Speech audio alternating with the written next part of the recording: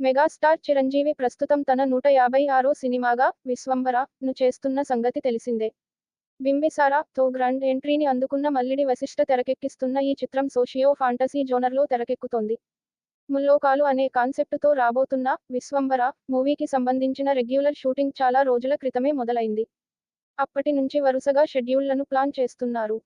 అత్యంత భారీ బడ్జెట్తో రూపొందుతోన్న విశ్వంభర సినిమాను పాన్ ఇండియా రేంజ్లో పలు భాషల్లో తెరకెక్కిస్తున్నారు. మెగాస్టార్ చిరంజీవి, మల్లిడి వశిష్ఠ కాంబినేషన్లో రాబోతున్న విశ్వంభర సినిమాలో ఓ సందర్భంలో వచ్చే వీఎఫ్ఎక్స్ సీన్ అదిరిపోయేలా ఉంటుందట. దాదాపు 15 నిమిషాల పాటు ఉండే ఈ ఎపిసోడ్ కోసం చిత్ర యూనిట్ ఏకంగా రూ. 12 కోట్లు ఖర్చు చేసినట్లు తెలిసింది. దీంతో ఇప్పుడీ న్యూస్ టాలీవుడ్లో హాట్ టాపిక్ అవుతోంది.